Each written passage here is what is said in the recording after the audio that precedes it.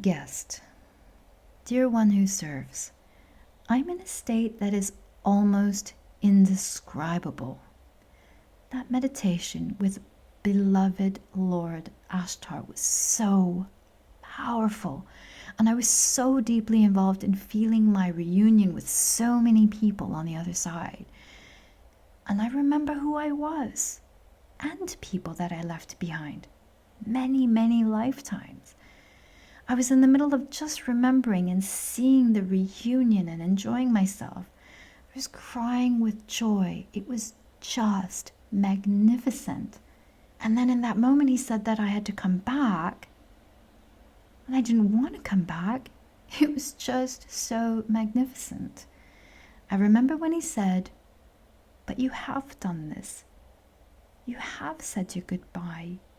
You have said goodbye to your loved ones so many times. And now you have to come back.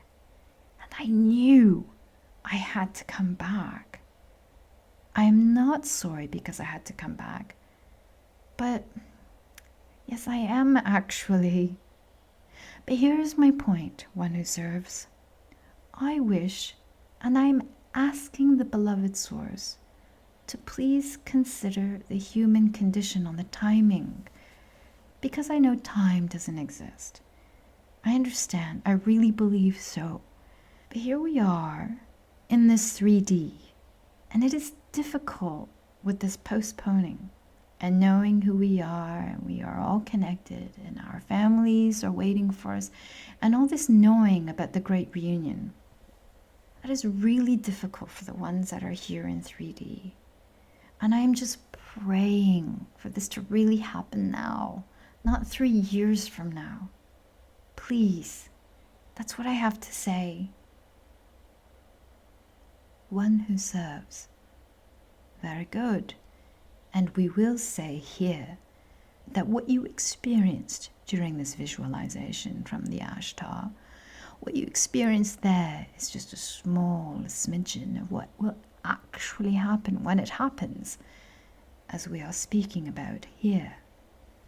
But with your next advance, you are going to have a major experience of this as well. This is planned here. Many of you will be going home for the experience and going back to your families and seeing them and experiencing with them and feeling with them again. And when you say goodbye at that time, you will know that it is only for a very short time before you are fully back with them. And when we say fully back with them, we mean in the physical experience. Not so much the astral and etheric experience, but fully, physically, with them. And that is what is planned for the next advance as one of the experiences here. So get ready, because what occurred here is going to be multiplied many times over in the advance, and then even more so, of course, when it actually occurs. Okay? Shoshana? Shoshana, channeled by Joanna McConnell. We can share on this. May we share, our dear sister? Guest. Yes, dear sister, thank you. Our beloved sister, it is important that you see the sense of separation is a 3D reality. There is no separation. It is all one. That which you experienced in meditation will be experienced in your waking state if you choose this. The separation is a program. It is not real. Namaste. One who serves. Yes, wonderful perspective. Would there be other questions here? Guest. I would like to, please. Hi, I just want to make a comment about our sister and say that I felt her. She speaks from her heart. She is so lovely a soul. I've known her for a long time in other lifetimes and in this one, And I just wanted to make a comment about her heart and how she comes from her sweet heart. Okay, I do have a question. And that is, yesterday, well, I look at the sky every day because it is so blue and beautiful. But I saw a light come out from the sun. I think it came from the sun. It wasn't chemtrails, I don't think. And it made a big V in the sky, the way I saw it. My daughter was sitting there on the porch also. We both saw it. It was really white and didn't spread out usually like a chemtrail. Is there something special that we're supposed to see in the sky from the sun or from our Creator at this moment? One who serves. Yes. What was going to happen, what Ashtar was going to speak about, but he chose not to at this point because it was left for another who will come possibly next week here, that is going to share more about what is coming in terms of from the skies, from the stars, those of your brothers and sisters in the ships, and what they are preparing for here. And this is a particular beginning of that, and will be shared more again, as we say, very possibly in this next week you have for this call. And another will appear or come and speak to you about this. The preparations that are underway now to bring visualization, we will say, to many, many more across the planet, that you are not alone. Guest. Oh, thank you so much. One who serves. Yes, Shoshana. Anything you add here? Shoshana. We do not add here. One who serves. Yes. Would there be any other questions here? Anything further? Guest. Yes, I have a question. Can you hear me okay? Because I'm having trouble breathing. Can you hear me okay? One who serves. Yes, we hear you. Guest. I often go to the Radiant Rose Academy for inspiration and knowledge. It's been my understanding that when we reincarnate, you could literally go anywhere, any planet, any galaxy, any universe.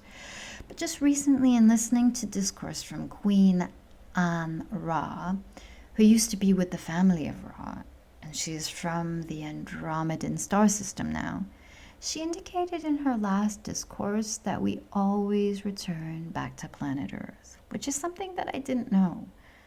So there's just a little bit of confusion there now. Could you provide some further information on that as to the way we reincarnate? If we have a choice, or can we go anywhere, or do we always return back to Earth?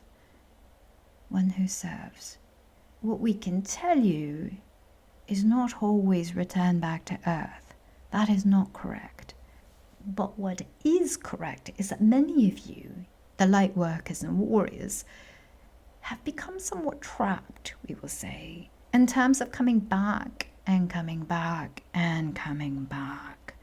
But you are coming back mostly because you are meant to, that this was your mission, your volunteered mission to be part of this evolution, to experience this evolution. So even though you may want to say, I'm not going back there again, this is not going to happen, your guides assist you to follow your mission, which then is to come back again.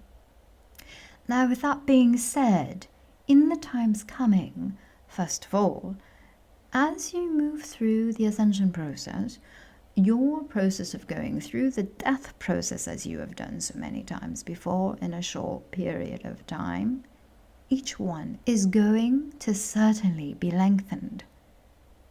You are not going through that process as you have before.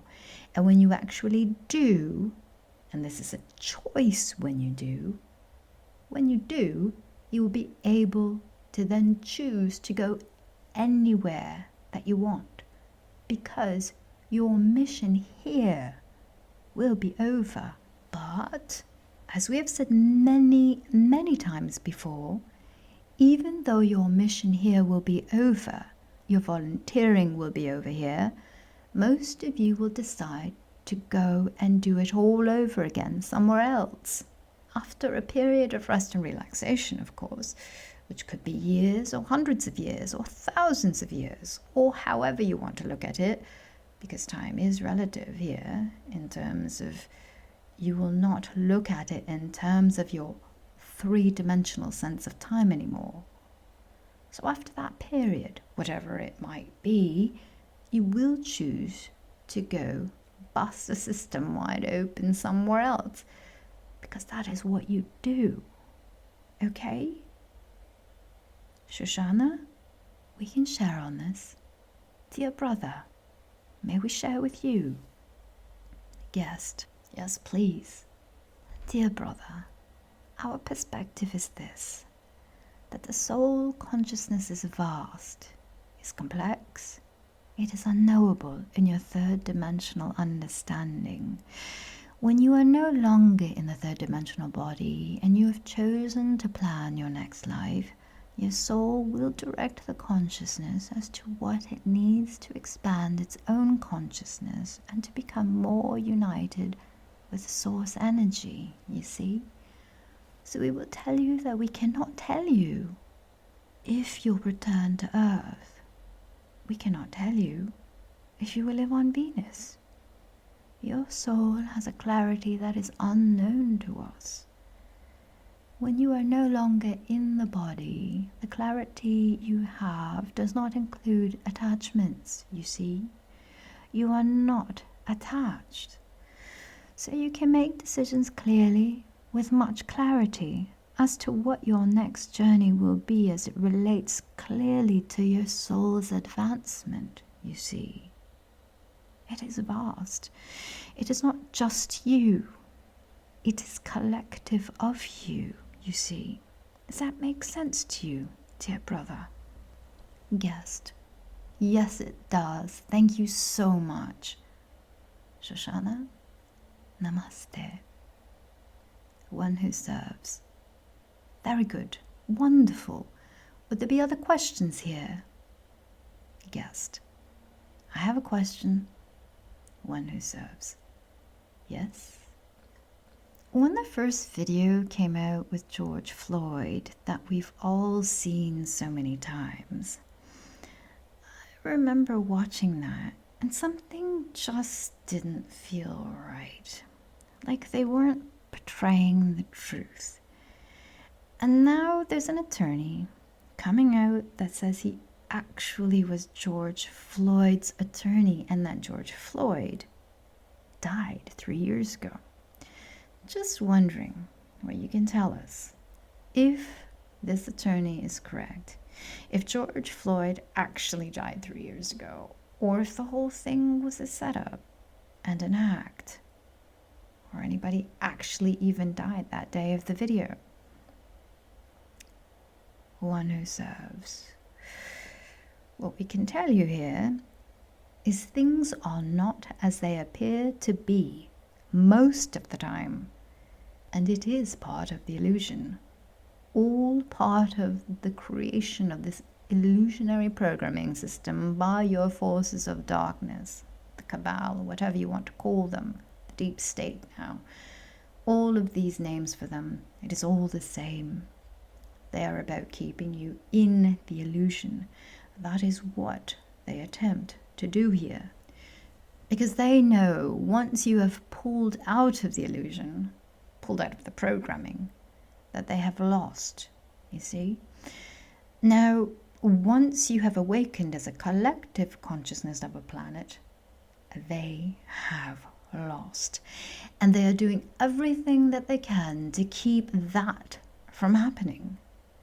And this particular incident, as well as many others, what you call false flags that have happened over the years here, are all a part of this.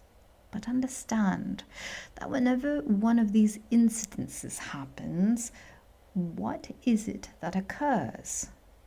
All of you have those cell phones with your picture taking ability, and everything appears on your internet, even moments or hours after that, because people are aware, and they are making more and more people aware and helping them to awaken across the planet.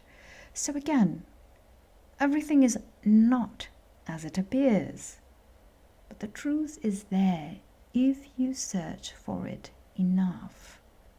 Shoshana? Shoshana, we can share on this.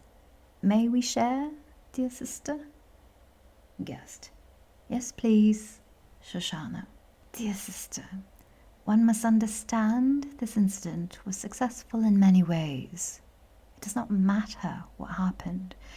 It does not matter who the individual was. It is an agenda. It is a narrative, as you call it in your news, that creates a consciousness of fear. When you are researching a particular, of any deep state, third dimensional occurrence, as you call it, you will never find the truth. And the truth is not the truth. There is no truth to this. There is a way to create fear, delusion, chaos, misunderstanding, and to keep all the beings that wish to move away from this third dimensional chaos anchored to the chaos. So we will advise, and we apologize for our tone, that you do not research this, as there is no truth. Namaste.